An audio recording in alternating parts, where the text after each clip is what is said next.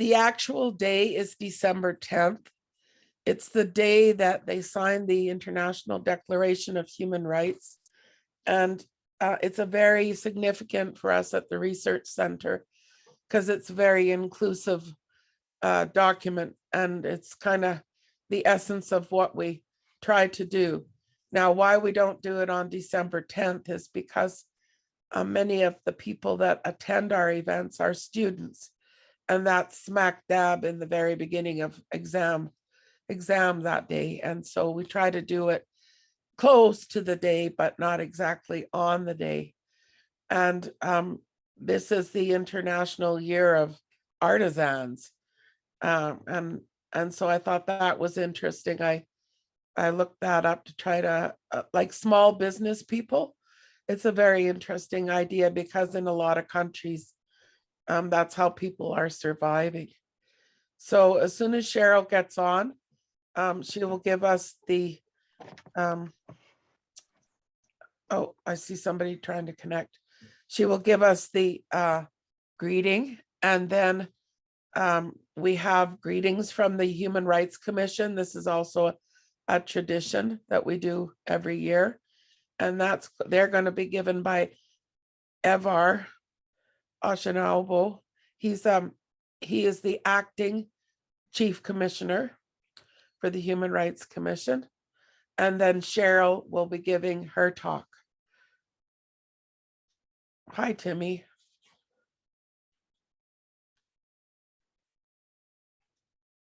Hi, Linda. Hi, everybody. I'm just trying to see. Is she on yet, Pamela? Yay! So Cheryle, Pamela. guess what? I have the same problem. So don't feel badly. So I've already talked about what the day is and everything. Maybe I'll just say a few words about the Research Center.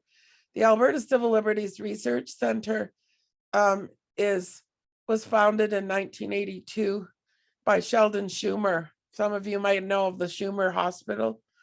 And he was very interested in civil liberties and human rights. He was a lawyer and a politician. And he died really young, actually, in his 40s. And he started the Research Center. And the intention was to do research and advocacy. And we eventually broke into two wings. One wing does the research and education, and the other wing does the advocacy. And we are located at the University of Calgary, and we're affiliated with the University of Calgary. And our website has a lot of stuff on it, and I encourage you to visit it. It's ACLRC.com.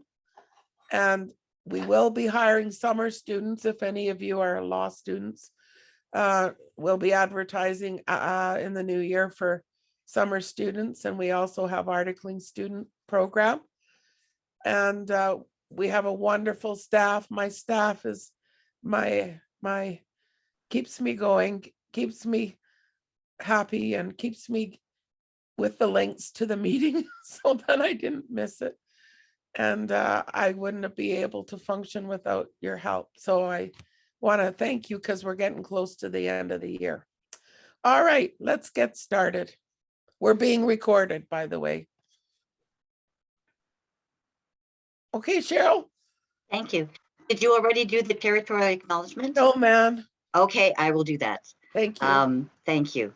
My name is Cheryle Chagnon-Greyes. I am Cree from Muskeg Cree Nation, Treaty 6. I wish to acknowledge that I am on the land here in Calgary, aka Mokinstis, which means elbow in Blackfoot.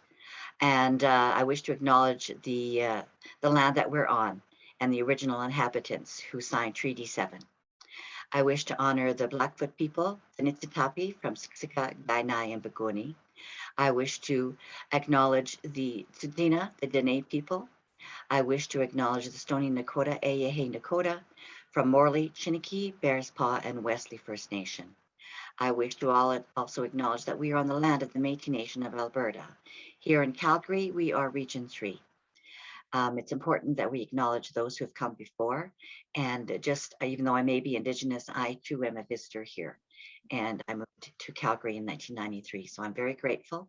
And I welcome each and every one of you. Thank you for being able to join us. Thank you, Pamela, for sending me the link. I appreciate that. And I'm very grateful and very humbly being able to share with you today on the project that I'm working. Thank you so much, Cheryl. And now we have Evar, who's going to bring greetings from the Human Rights Commission. They always attend all of our big events, and I'm most appreciative. I just have a little brief bio here. Evaristus Oshionebo has been appointed for a term, temporary term, ending in August of 2024. He's the chief of the commission and tribunals until March 26, 2023. He's a tenured professor and he's associate dean, kind of my boss, academic in the Faculty of Law at the University of Calgary. He teaches contracts, business associations, and mining law, all things of which I have great expertise. He previously taught at Osgoode Hall Law School and the Faculty of Law at the University of Manitoba. He has a Bachelor of Laws from Obafemi Awolowo University in Nigeria, and I apologize if I butchered the pronunciation. A Master's of Law from the University of Lagos, as well as from the University of Alberta. Doctor of Philosophy from Osgoode Hall Law School at York University. And I really thank you. And if we were together in room 2370, we'd be clapping for you now. So, yeah. Yeah. Thank you so much, Linda.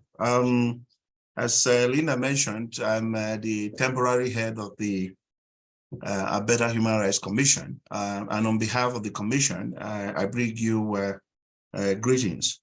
As a commission, we're particularly grateful to the Alberta Civil Liberties Research Center for inviting us to participate at this event.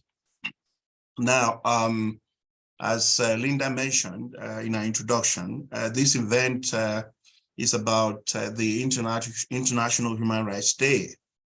And on December 10th, the Universal Declaration of Human Rights will be 75 years old. Now, that document is very significant in the context of human rights, because for the first time, as a global community, we came together and for the first time recognized the inalienable rights of all human beings. And we also recognized that every human being is created equal and we possess the same degree of dignity. We deserve the same level of protection, irrespective of our social status in the society. And so to that extent, that Universal Declaration of Human Rights is absolutely crucial to the survival and the future of our global society. Now, today's theme, as I understand, is reconciliation. This is very apt in the sense that since the call to action by the Two-Term Reconciliation Commission, not much appears to have been done on the part of governments and private citizens to implement the particular calls to action made by that commission. Now, on behalf of the commission, I wanted to briefly say some of the few things that we have done as a commission and that we are committed to doing in the future. We begin from the position that reconciliation requires action. Indeed, our view is that you cannot achieve reconciliation without positive action, not only on the part of the government, but on the part of every citizen. So it behoves of all of us. We owe a duty to not just ourselves or to our neighbor, but we owe a duty to the society to participate actively in our collective quest to achieve true reconciliation. So as I said, reconciliation would require us to take action. Now, the Commission has taken some action ever since the Truth and Reconciliation Commission enjoined us to take actions in regards to the call to action. For example, the Commission has embarked on competency training for its staff. And we do this because we recognize that the best way that we as individuals can participate in our collective effort to reconcile is by understanding the plight of indigenous communities, by understanding what they have been through, what they are going through now, so that we as a society, we can work towards resolving the issues, including racism, that people of indigenous people in Canada face. Now, we have also adopted an indigenous human rights strategy. Now, this strategy is driven by our collaborators who are mainly indigenous persons and communities. And indeed, we have an indigenous advisory council, which is designed to provide us guidance as to some of the actions we as a commission can take towards achieving reconciliation. Now, the Indigenous Advisory Council meets periodically, and in the last little while, they've made attempts to indigenize, so to speak, some of the services that we render as a commission. We are in the process of ensuring that anyone who comes to any of our offices and wants to observe cultural practices, particularly those that are peculiar to indigenous communities, would have access to some of the sacred objects that are required for those cultural practices. We're not there yet. We're in the process of institutionalizing, of indigenizing some of the services that we as a commission render to members of the public. Now, we are also beginning the process of as I said, institutionalizing the Indigenous Advisory Council. Part of the council would have to do with chiefs. I was at the last meeting of the Indigenous Advisory Council, and one of the things that we are very much interested in is to engage the services of prominent chiefs so that they can help us spread the message, and they can also help us devise ways that we as a commission can project indigenous culture in some of the things we do as a commission. Now, as I mentioned at the beginning of my remark, reconciliation cannot be achieved without action. Now, as a commission, we recognize that we on our own cannot do it all. And so one of the things that we are really interested in is partnering with indigenous communities with a view to devising strategies that would ultimately lead to reconciliation, particularly in the context of human rights. So I'm going to encourage all of you to join hands with the Commission in our quest for reconciliation. Now, I'm also going to join the Alberta Civil Liberties Research Center to get a lot more involved in some of the things we do, because there are common elements in our mission and our vision. For the Commission, for example, our primary aim is to reduce discrimination and promote human rights all across Alberta. And the ACLRC has a similar objective. So I see room for further collaboration between the Commission and your research center. So I'm going to end my remark by challenging all of us to get a lot more involved in the protection of human rights, particularly in the area of reconciliation. We all, as individuals, as organizations, as governments, we can do a lot more towards realizing a common goal of reconciliation. So on that note, I would like to, on behalf of the Commission, thank the organizers of this seminar. I'm also grateful to the speaker. I eagerly await your presentation. And on a going forward basis, if there's anything that you personally think that the Commission can do to enhance and advance reconciliation, please feel free to reach out to me. And if I'm no longer the chief of the Commission, to my successor. Thank you all for inviting us to participate in this seminar. Thank you so much. Thank you. Thank you very much, Evar. Clapping like Cheryle is teaching us to do. I want to assure you that we've collaborated quite closely with the Commission, the Research Center, and the Commission has funded many of our activities. We're very grateful for our relationship with the Commission, and we hope to continue.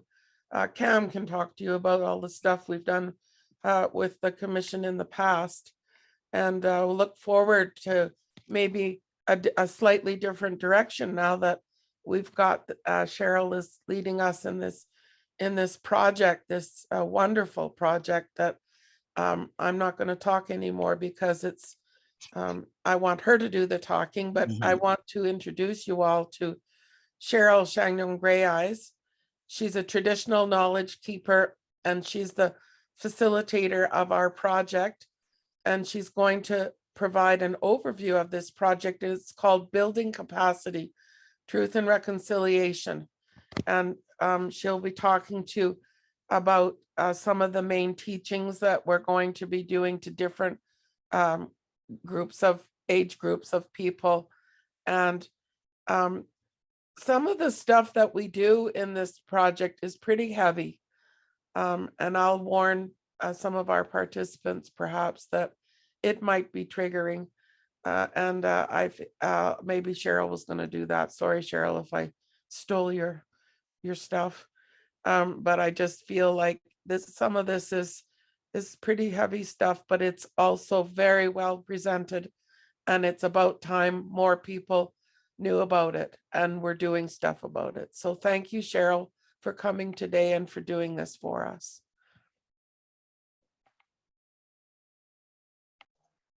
Thank you very much, Linda. And thank you very much, Evar. You are echoing my focus, very much so. Because yes, there is truth and reconciliation. The Commission came up with 94 calls to action, but it's the action part that we need to focus on right now to make a difference. I was hired to facilitate this project back in the spring, and I'm both humbled and honored to have been able to lead this in a very good way. I have had very good people on my team. A lovely Cree Métis lady by the name of Teresa Miles was an education student, and she actually focused her dissertation on truth and reconciliation, explained through the teachings of the medicine wheel. And she's developed this wonderful 4 parts workshop that honors those teachings of the medicine wheel. And it's very much about, we need to approach this using the 7 sacred teachings. And those 7 sacred teachings are courage, honesty, humility, love, respect, truth, and wisdom. So it is difficult information that we have to share. And some of it is very harsh, but it's also about truth and it's about honesty. And it's not about pointing fingers or blame. It's about how do we move forward together in this process of understanding and working basically to rid our wonderful world of racism and prejudice and bigotry, and by providing people with the truth, with honesty, and doing it in a kind and respectful manner so that people are engaged and they want to learn in a good way. Teresa did a beautiful job of putting together a lovely PowerPoint. I'm actually going to be presenting it at a one-day workshop on Saturday to Hillhurst United Church. They have a group called the Right Relations Committee who has really embraced these teachings about learning about Indigenous ways of knowing and creating links and understandings between Indigenous and non-Indigenous people. And I'm very grateful for the support that I've received, not only from them, but throughout the community as well. There are 4 audiences that we focused on: teachers, adults, youth, and children, 8 and older. And the presentation that I'm going to be doing on the weekend is the adult one, adults and teachers one. And it's an all-day workshop, and I'm going to open it up with teachings of the medicine wheel. That is something that I specialize in, so that people can understand the metaphors and the significance of using this process to provide understanding for the Truth and Reconciliation Commission findings and for this 94 calls to action. And for me, it's very much about providing the truth, as difficult as it may be, but in a kind and gentle way, so that people understand and that they are encouraged to provide feedback in a good way. I'll open it with the medicine wheel teachings, and then I'll go through all 4 quadrants during the day, and then end the process with a sharing circle, so that all participants can have an opportunity to ask questions, to share their learnings and their comments in a good way. I'm very blessed to have Marian Hodgson as our evaluator on this project, and she will be joining me. Hi, Marian. She will be joining me at Hillhurst on Saturday for the day-long workshop. She will also be joining me at Notre Dame High School. They have asked me to come in and do the youth portion of this presentation to the grade 12 students for 2.5 hours on December 6th. So I'm very happy to be able to be greeted with open arms and with a hunger to learn and to know more in a good way. As I said, it's very much about enabling people and helping them to know what to do, because it can be very overwhelming to get a lot of this information. And we need to be able to present it in a good and kind way, but also in an accurate and honest way, and not focus on blaming or pointing fingers, but rather focusing on positive action. We all learn more from our mistakes than we do the stuff we do right. So it is about recognizing and honoring that we all have a way to learn. I'm a firm believer, if you're breathing, you're learning. So I believe that. And I'm very pleased to be able to share these teachings in a good way. It's very much done in accordance with the Truth and Reconciliation Commission advice. And as a Cree traditional knowledge keeper, I'm both honored and humbled to be able to take the lead on this. And I'm grateful to Alberta Civil Liberties Research Center for opening this venue of learning to face racism head on, to recognize and focus on prejudices, misinformation, myths that are out there, and face them head on and look at real, honest to goodness truth in a good way. People learn gently, and that's where my focus is very much so. I'm very grateful because this PowerPoint presentation covers so much area, and we've literally divided it into 4 different sections honoring the teachings of the medicine wheel. So it is one about balance and moderation and doing this in a good and kind way. I'm very grateful. I have worked with Hillhurst United Church in other venues, including a Truth and Reconciliation talk that we did and shared before COVID with a former minister who was Bill Phipps, who has since passed away. So our world's a little less brighter because he was very much about truth and reconciliation, and he talked the talk. So I do this in his honor and for those who've crossed over to honor their learnings and their teachings. I myself am a survivor of residential school. My mother went to St. Michael's residential school. My mom's 91. She's not only still alive, she still drives. And she had a wonderful experience this summer with the Pope. So for me, it's not about saying it's all or nothing. It's about recognizing where our elders are coming from, and that we all must respect where the elders are coming from and what they've learned. And it's, again, not all or nothing. It's about learning from one another and sharing in a good and positive way. I'm really looking forward to sharing these teachings in a workshop setting so that we can focus all day on this. And basically like truth and reconciliation immersion. And to do it in a palatable way, and to have it make sense on this process. So for me, that's very important, that all those participants can learn, can grow, can ask questions without being judged and without in fear. I'm very much about choosing love over fear. And to do that, you do it in a kind and respectful way. So the advantage of this workshop is that it brings that to the fore. We are here to fight racism, but our weapons are very much words. And we don't disacknowledge white privilege. We acknowledge it and ask that people can use this white privilege to help Indigenous voices be heard and to provide those sharings in a good way. So it's recognition of what is, what was, and what we hope will be. I call it Reconcili Action because I wish to enable all of the participants, both at the church and in the high school, so that they have tools that they can use when racism raises its ugly head, so that they can speak to their parents and their grandparents and other members of the community who hold a lot of myths, a lot of misinformation, so that I can arm them with truth, with honesty, with kindness and respect. I'm very grateful to Marion that she's going to be able to evaluate this and help me in this process so that we can make a better product to be able to share with those people who want to know this. And even for those who have difficulty accepting these teachings, that we can do it in a good and kind way so as not to frighten people off or shut down their interest. For me, it's very much about being gentle and kind. So that's why I'm very grateful to be able to do this in a workshop setting, because we have the whole day to be together with all of those participants who are going to be there.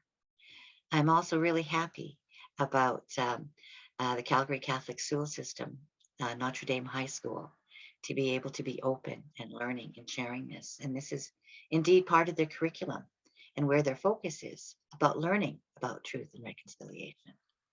And they can learn so much from books and from online, but it's when you have an honest to goodness person in front of them, sharing that information, telling those stories, because we all share that in common. We have stories to tell, and we all share many more things in common than the things that separate us. And we need to focus on those commonalities and focus on our ability to keep learning and growing and to move forward in a very good way. I'm very grateful to Alberta Civil Liberties for engaging our wonderful research student, Rowan Hickey. She was wonderful. She was an articling student who did a lot of the research, as well as developed connections that people can use as far as resources that are available now out there, both in books, movies, online, and through podcasts and things along those lines that people are now embracing. And I think it's really good. There's a lot of strength in there. I am very grateful to Teresa Miles, who took the bull by the horns and really worked hard to make this a palatable learning experience and to share her knowledge. She was very grateful that all of the research and the work she had done is going to be put to good and actual use out in the community. For me, it's very much about engaging people and letting them know that they have the ability to make changes on a personal level, on a family level, on a community level, on a national level, and within their circle of friends and their relatives as well. I'm very happy to be able to finally get to do an actual honest to goodness workshop and share this with real people. And I'm looking forward and very eager to see what sort of feedback we get. So thank you, Marion, for coming on board and helping me in this process. And it is a work in progress. We know that it's not set in stone. It is a growing living beast that we wish to share in a good way and appreciate in a good way, just as we appreciate all of Mother Earth's gifts. And thank you. I'm very grateful to be able to share this in a good way. And I humbly ask if you know of any other opportunities where I can share both via Zoom and in person. I would be grateful to be able to share those in a good way. This workshop and the high school are both in-person sessions. So as terrifying as it can be, worried about disease, I really believe having an actual person in a classroom or in a learning setting adds so much depth to the teachings and so much learning. And I come not only with the teaching aspect, the educational aspect, but also with the cultural aspect. And I share culture when I do these teachings. I share song, I share drums, I share stories. It's very much about engaging people and speaking to their hearts, to their minds, to their spirit, and being present in the body so that we can do this in a good way. Again, thank you to Alberta Civil Liberties Research Center for making this possible so that we can actually have a very good tool in our toolbox to tackle racism, to bring attention to misinformation, myths, and conspiracy theories that aren't real, but actual truth, and in a good and kind way. And thank you very much, Evar. You literally echoed where I'm coming from. I want people to be empowered and to have the courage to make change and to take that responsibility as a personal responsibility, as a family and community responsibility, and as a national responsibility as citizens of Canada, citizens of the world, to be able to do this and move forward in a good and kind way. Thank you. Thank you so much, Linda and Pamela, for supporting me on this journey. Thank you especially to Teresa Miles and Rowan Hickey for helping me in the development of this process and the research materials. And thank you again to Marion Hodgson for being my evaluator and helper. I'm very grateful to each and every one of you. And to all those that are sharing, I'm sharing this information. Thank you. Thank you for your kind attention. Thank you for your presence. Thank you for your gift of being right here, right now. Thank you. Hi. Thank you so much, Cheryl. We're going to open it up for questions, and I hope you'll forgive me if I'm the first person to ask you a question. I'm wondering if you could just give a thumbnail sketch of what the content of some of the workshops are, like some of the main themes. We definitely use the 4 quadrants of the medicine wheel, focusing on health. We focus on education. We focus on legal issues. And to start off, we actually start with a very hard process of legalities and how did we get to where we are in this country. And that's why the first quadrant is very difficult. And for me, I'm glad we're doing it in a place and space where we can take a break between these very hard learnings. And we also look at the future of our children, especially the impacts of the residential school and the ongoing impacts on our Canadian Indigenous people and non-Indigenous people, because non-Indigenous people were, I like to say, ripped off from the truth. There was so much that was hid from them and so much misinformation. And it's all about correcting those misunderstandings and misinformation. It's about bringing that sense of balance and that sense of moderation, using the teachings of the medicine wheel in a good way. So we look at all the different quadrants and also how they relate to the 94 calls to action. And I'm really pleased because Teresa did a very thorough job bringing together a lot of disparate issues and topics and making it very palatable and very understandable and a good flow to it. So I like the idea of being able to do it in one day. But this is something that's able to be done and shared because it is in quadrant format over 2 days or over 4 days. So we do have that option as well. I'm just very grateful to be able to share the medicine wheel teachings, which I'm quite familiar with, because for me, it makes sense. And it brings a sense of understanding to why we divided these quadrants up the way we did and why our focus is on these different and quite difficult topics, especially when it comes to legalization and the effects of colonization in this country. And that really matters with, hello, Alberta Civil Liberties, you're all about law. So it's important that we bring the truth and show people what this process was. And to realize that it wasn't always this way, and that we need to return to a place of equity and balance. Does that help? Yes, thank you. You're Also, welcome.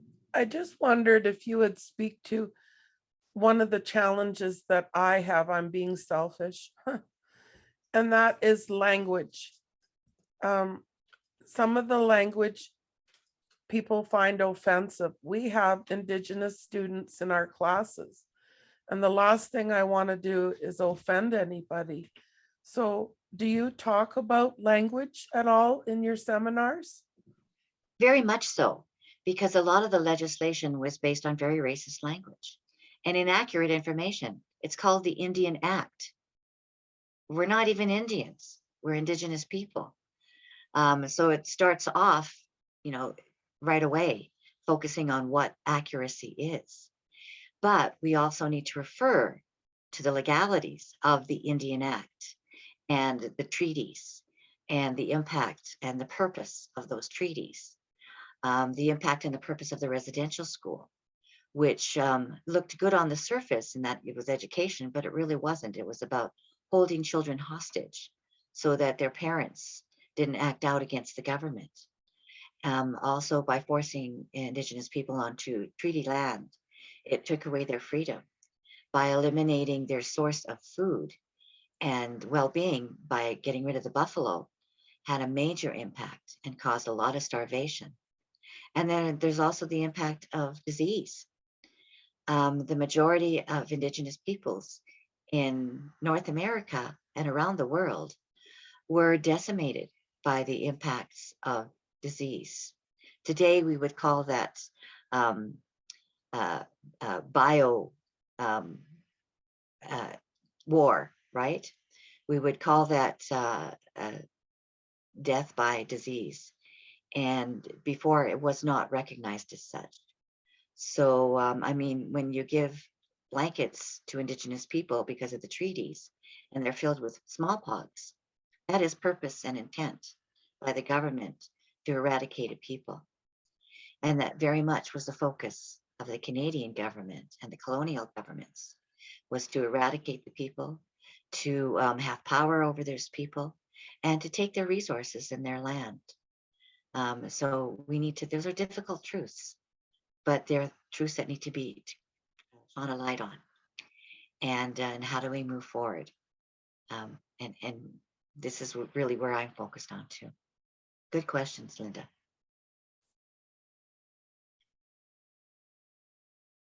Can't hear you, Linda. Crap. I'm going to let other people ask questions now because I could corner you all day with my questions. So it's time for other people. If you have a question, to just put up your hand or just wave me down. I see there's some questions in the chat. Let me just open up the chat. Okay. So we've got immigrants and minority citizens issues. They still have to deal with biases and racism and disrespect. So that's the question in a nutshell. Yes, and that's actually one of my target markets, is to talk to new Canadians, immigrants and refugees who get a lot of disinformation And to be perfectly honest, there's a lot of bigotry and prejudice in those people that are bringing them learnings on Canada and the Canadian story. So for me, it's about correcting those that misinformation. It's correcting those wrong assumptions and bringing truth. And I actually have a couple of opportunities come the new year, I'm hoping, to engage with new Canadians, with immigrants, with refugees, and being able to share with a diverse group of people who are new to Canada and are not familiar with the milieu that is here, and to recognize and call racism what it is. It's racism. It's pet prejudice. It's bigotry. And by calling it what it is, that's how we move forward to change it, to work hard and to take responsibility, to change those minds, to provide them with the information that's truth. And again, it's not about blaming, it's about doing it in a good and kind way. Pamela, I don't know if your mic's working. Could you just speak briefly to our anti-racism project? Oh, oh. Can you hear Yay! me? Can you hear me? Okay, our anti-racism program seeks to educate participants on racism, racial discrimination, how they can uncover internalized biases, and what they can do when racial incidents happen to them or happen to others. That's just in a very, very brief nutshell. Our workshops are a minimum of 4 hours long because we begin with a segment on human rights and the fact that discrimination is prohibited under human rights law. And we talk about the various levels of human rights, international, national, and local. And then we move on to look at our perspective as an organization on teaching about anti-racism. We do a short segment on racism in Canadian history, and it covers racism as it was done to various newcomer groups. Then we talk about, we do definitions. It's important to look at definitions and to understand terminology when you're going to be looking at anti-racism. And we look at where we learn. We have 2 exercises on where we learn about racism, discrimination, bigotry, and how we internalize those learnings, albeit unconsciously. And then we have strategies. We have a whole segment on strategies.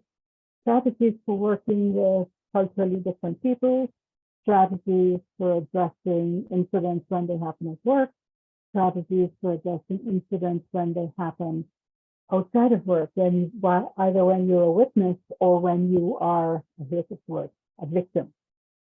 So, and then we have a lot of resources. We have a segment on resources where we have resources on understanding human rights and various writing, books, websites, so on, including our own CARED website.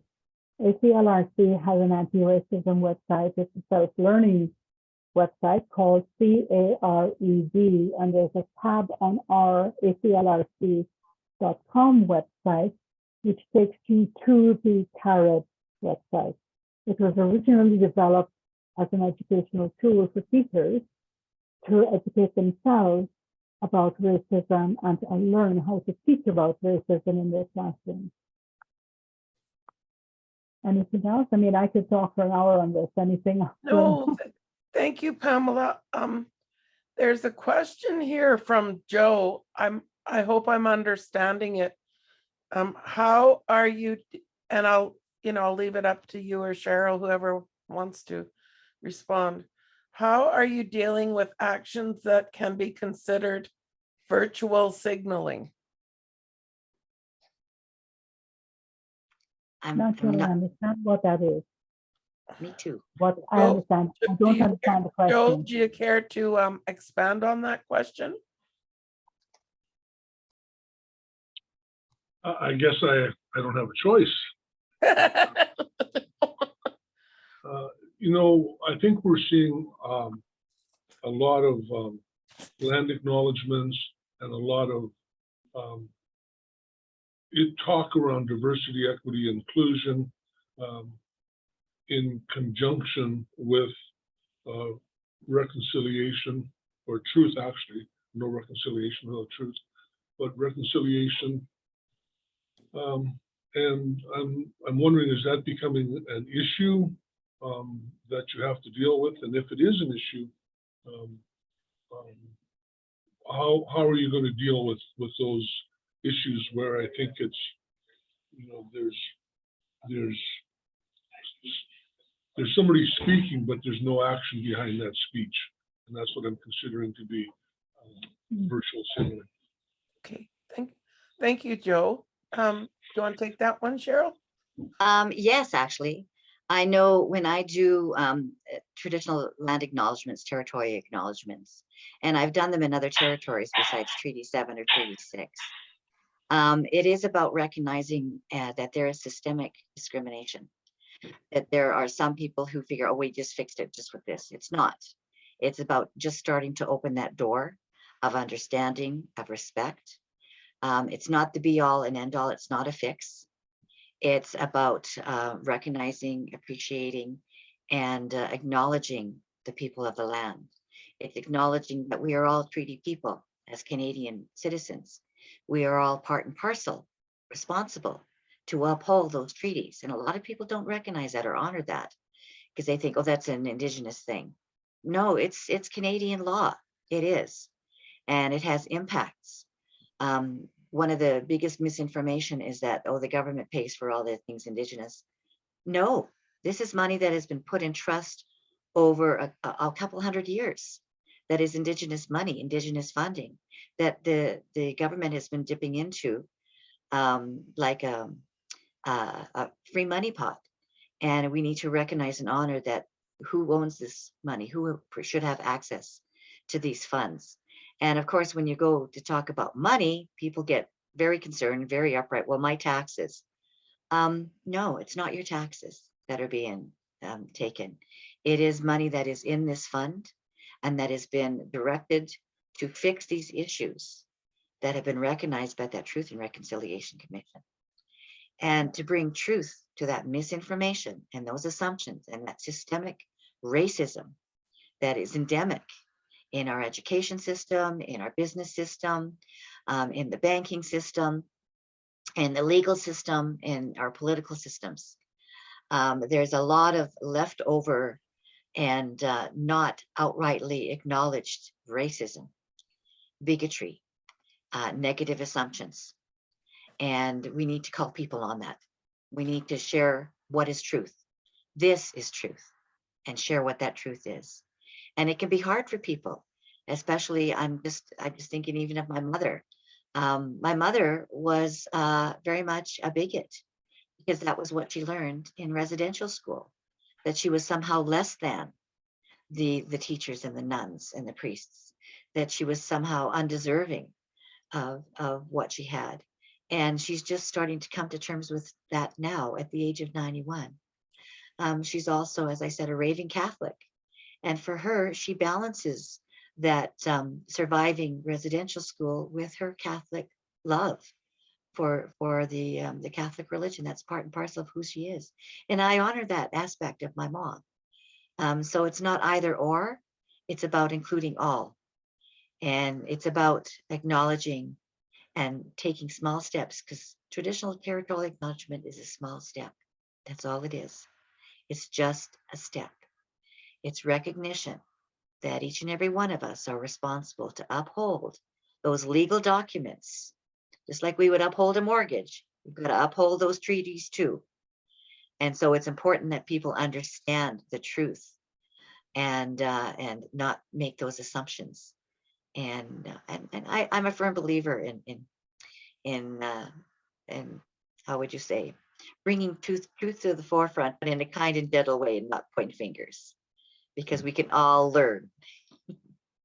Well, when Joe asked that question, what sprung to my mind, and I'll get to you, Martha, what sprung to my mind is like doing the acknowledgement is important, but it's not enough.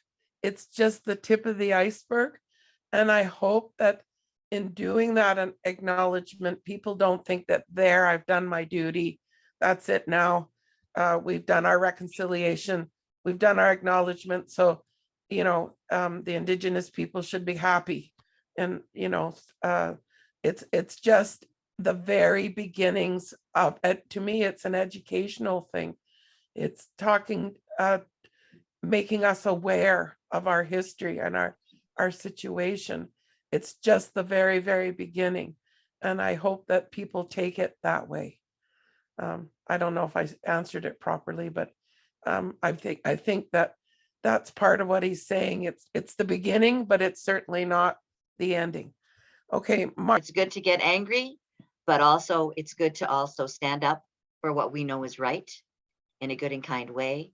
And that can be something as simple as when we see we're going into Walmart. This has happened to me where I've seen the security guards grab an obviously Indigenous person and accuse them of theft. And because I don't look predominantly Indigenous, I will call people on that, and I got a bit of a sharp tongue, I must admit. I'm not all sweetness and love, just so you know.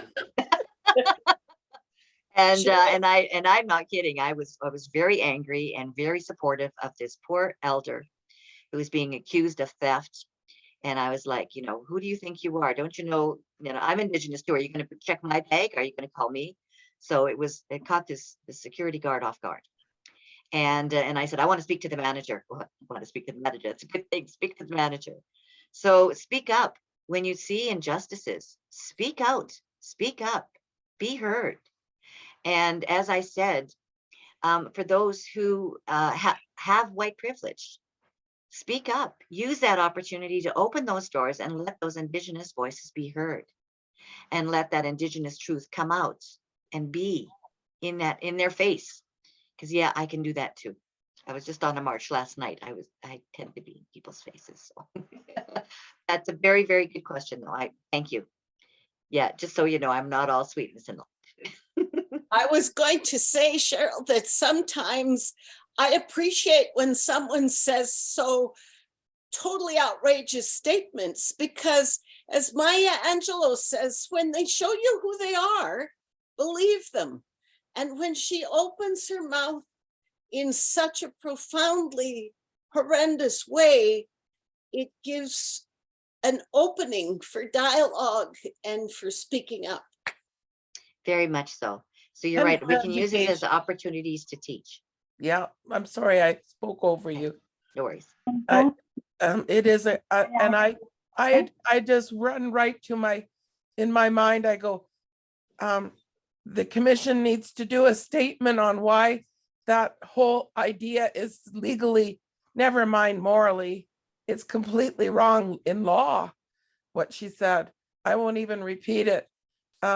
It's legally wrong to talk about getting a remedy in that way, because there are defenses in the act, and it would be quite legitimate for an employer or anybody to say you have to have something in order to work here.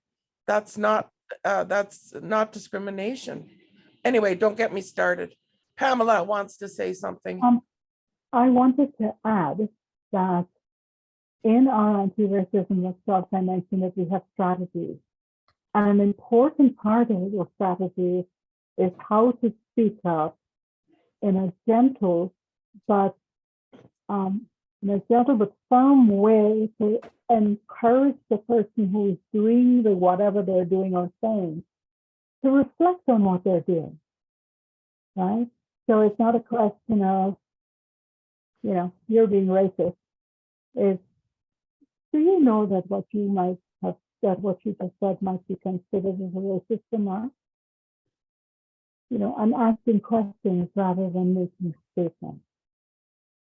So that's very, very important. And I think that our participants so far have always appreciated that portion. Two parts of our presentation that they appreciate are racism in Canadian history and the strategies for dealing with these issues.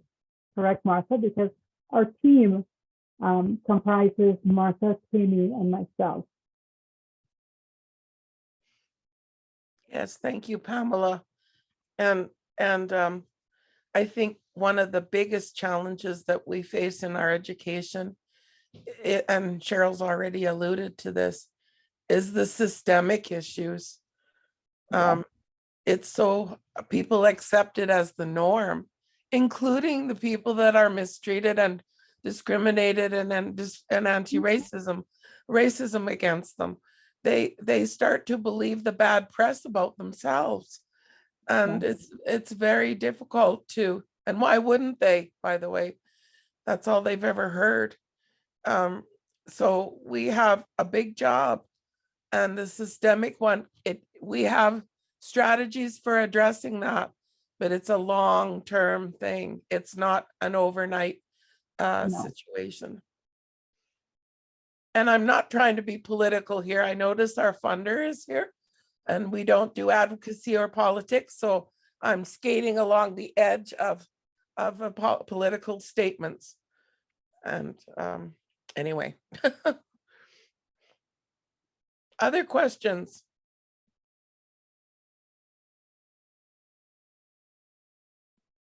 Oh, just a minute, I'm gonna check the chat room.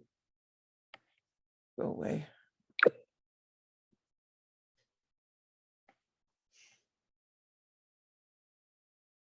Oh, Teresa, I want to thank you. Thank you so much. I was going to ask you if you're still there. I was going to ask you, what did you find the most rewarding or the most challenging about doing this project? Is she still here?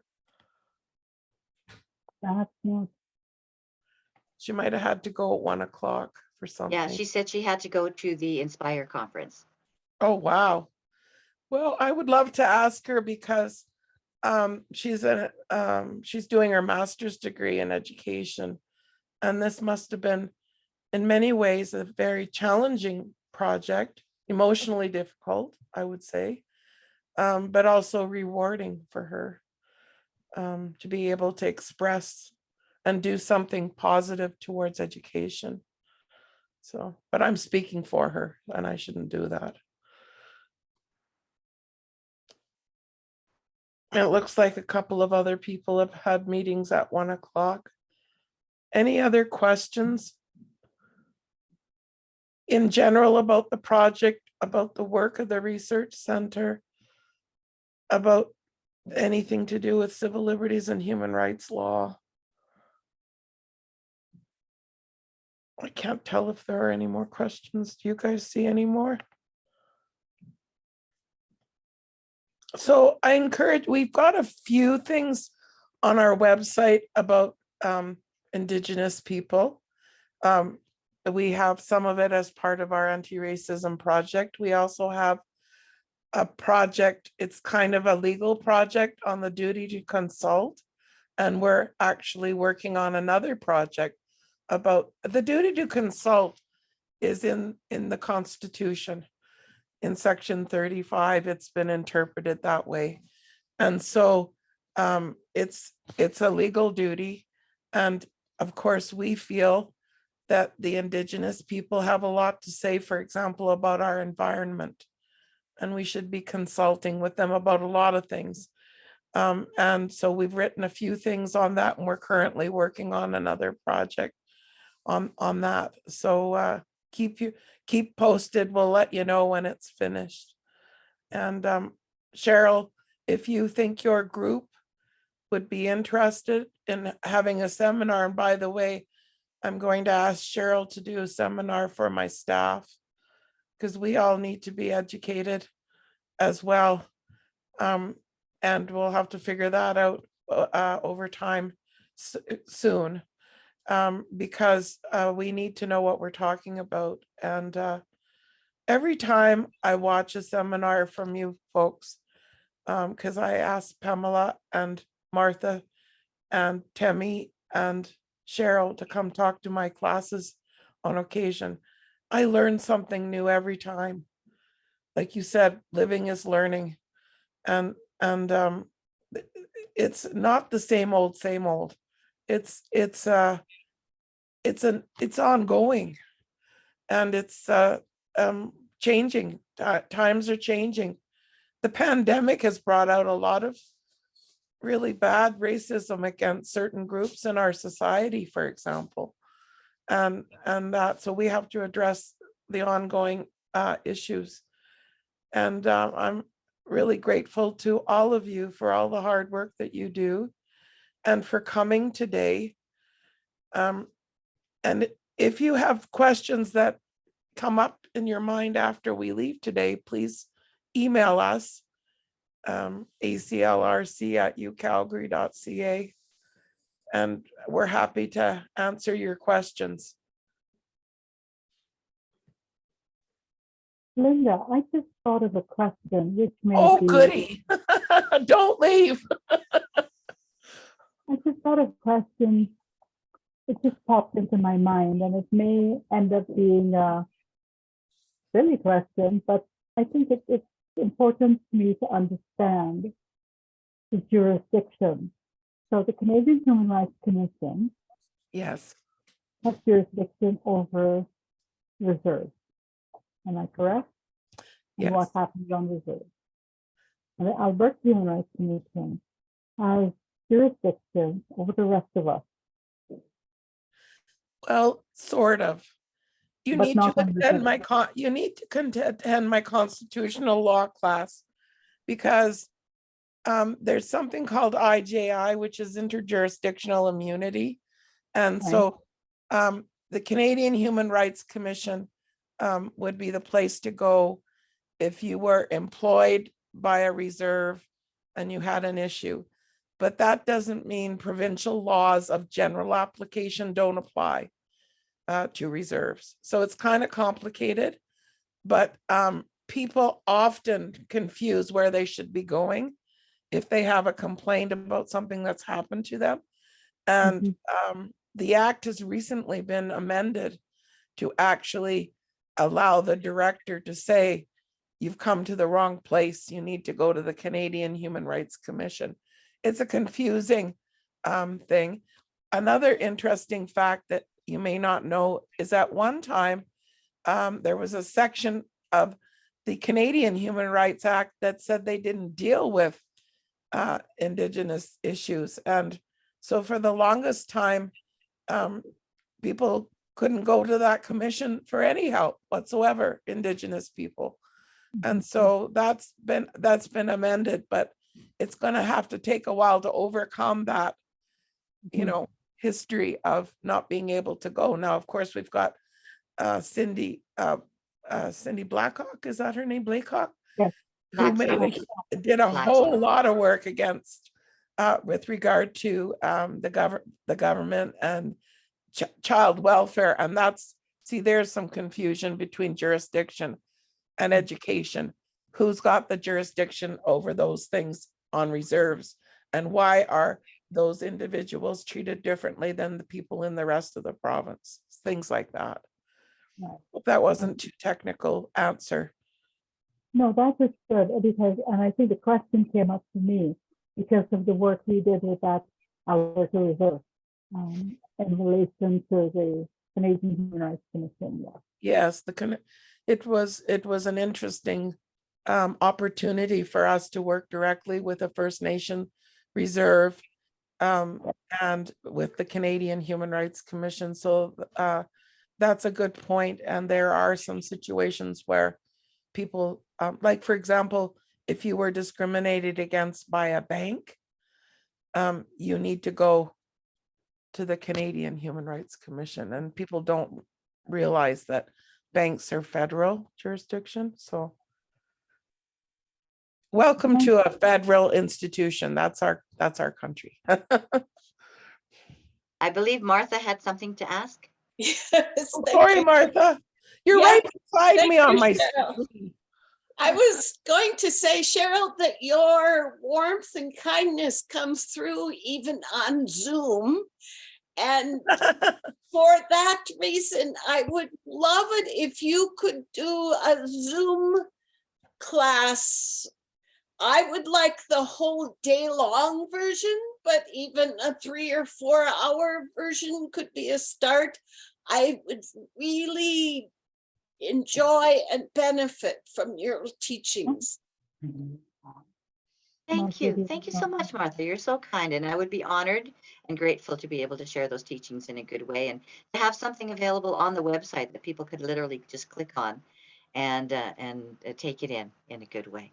Thank you. Yeah, we're going to Appreciate work that. on, we're going to work on that. Yeah. That's definitely part of what we're going to be doing because our funder expects us to make things easily available. And although nothing replaces in-person education and that, but we can provide some tools for people.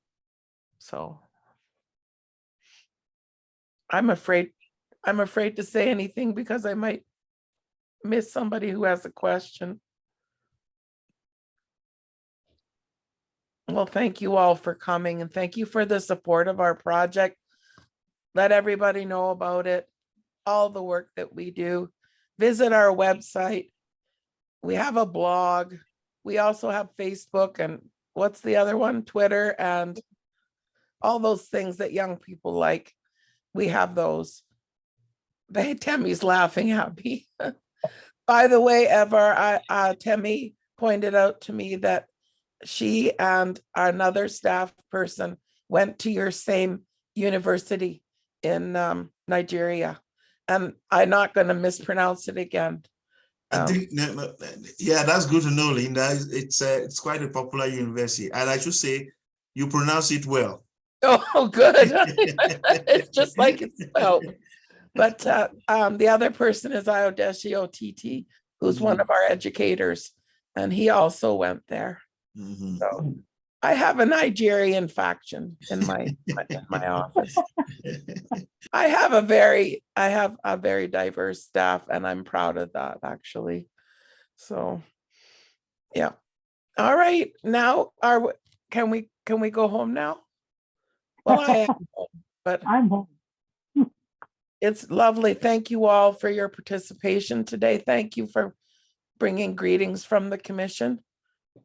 Yeah, I'd just like to thank this everyone at the center for all the work they do.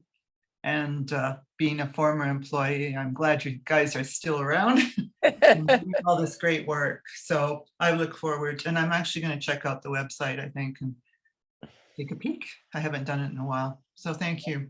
And thank you all for your interest in our work. It's really important that we get moving on some of these things, you know. So